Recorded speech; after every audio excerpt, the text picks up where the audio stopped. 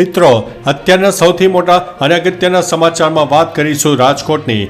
ગુજરાતમાં વર્ષ દરમિયાન કપાસના ભાવ કે જે અગાઉ રેકોર્ડ બ્રેક ઊંચાઈએ પહોંચ્યા હતા તેની તેજીનો પરપોટો ફૂટ્યો છે અને ભાવ નોર્મલ પરિસ્થિતિ પ્રમાણે પ્રતિ મણ 1500 થી 1600 રૂપિયાના હાલ ભાવ ચાલી રહ્યા છે.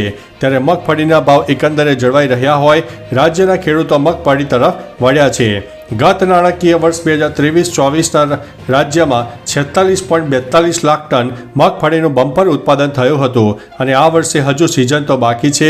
ત્યાં એક માસમાં મગફળીનું વાવેતર ગત વર્ષના કુલ 16.94 લાખથી વધીને 17.23 લાખે પહોંચી ગયું છે. મગફળી મુખ્યત્વે ચોમાસામાં અને ત્યારબાદ ઉનાળામાં પણ વવાતી હોય છે.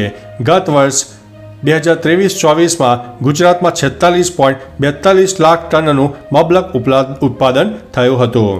મિત્રો, અન્ય મહત્વના સમાચારની વાત કરીએ તો જૂન અને જુલાઈ દરમિયાન અસહ્ય તાપ અને ઉકળાટ. ચોમાસુ માહોલમાં પાચન શક્તિ મંદ પડતી હોય છે.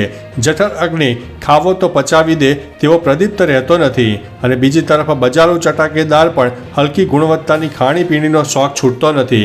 ત્યારે 1 જૂનથી દોઢ માસમાં 25,895 ગુજરાતીઓનું પેટ બગડતા 108ને કોલ કરીને ઇમરજન્સી સારવાર લીધી હતી. મિત્રો, અન્ય મહત્વના સમાચારની વાત કરીએ તો સૌરાષ્ટ્રના સૌથી મોટા ડેમમાં નવા નીરની આવક. 16 કલાકમાં જળ સપાટીમાં 2 ફૂટનો વધારો. ઉપરવાસમાં વરસાદને પગલે શેત્રુંજી ડેમમાં નવા નીર આવ્યા. બપોરે 12 વાગ્યા સુધીમાં 17,000 ક્યુસેક પાણીની આવક સાથે સપાટી 19 ફૂટ અને 6 ઇંચની આસપાસ નોંધાઈ ગઈ છે. મિત્રો, અન્ય મહત્વના સમાચારની વાત કરીએ તો ફ્રોડ કેસ ઇન અમદાવાદ. અમદાવાદના રખિયાલમાં આવેલી મેડિકલ પ્રોડક્ટ સપ્લાય કંપનીના સંચાલક અને અન્ય એક કંપનીમાં કામ કર્મચારીએ સાથે મળીને ગોવાની એક કંપનીમાં રૂપિયા 1.47 કરોડની કિંમતનો ઝીરો વેલ્યુ ધરાવતો 1600 કિલો જેટલો એઝિથ્રોમાઇસિન પાવડર મોકલીને છેતરપિંડી આચરી હોવાની ફરિયાદ અમદાવાદ ક્રાઇમ બ્રાન્ચમાં નોંધવામાં આવી છે. મિત્રો, અન્ય મહત્વના સમાચારની વાત કરીએ તો અનંત એન્ડ રાધિકા વેડિંગ ન્યૂઝ. વિશ્વના ટોચના ધનિકોમાં સામેલ અબજોપતિ રિલાયન્સ ઇન્ડસ્ટ્રીના ચેરમેન મુકેશ અંબાણીના પુત્ર અનંત અંબાણીના લગ્નમાં બોમ્બ બ્લાસ્ટ કરવાની ધમકી આપનારો પકડાઈ ગયો છે.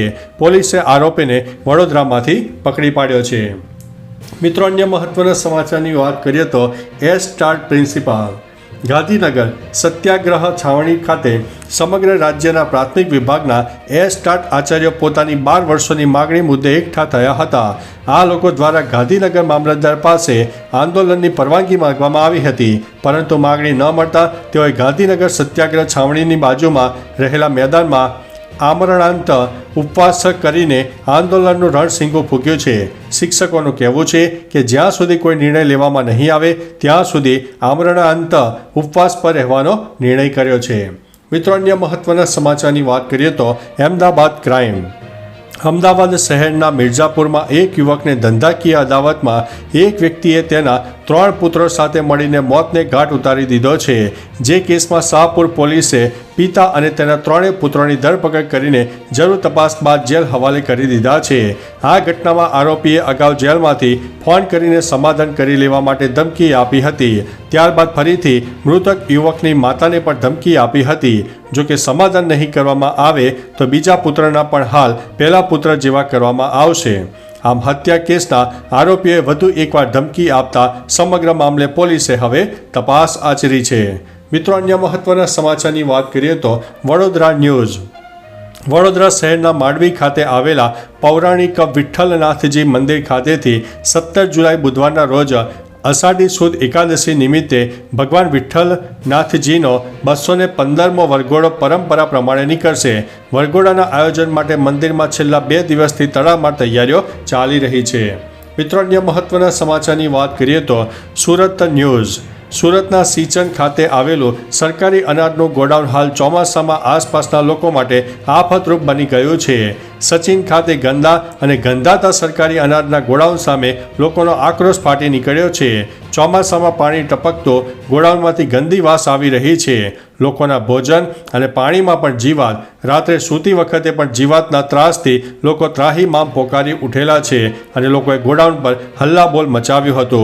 સરકારી ગોડાઉનમાં સડી રહેલા અનાજના વિડીયો સાથે આ ગોડાઉનને ખસેડવાની માગણી પણ કરવામાં આવી છે.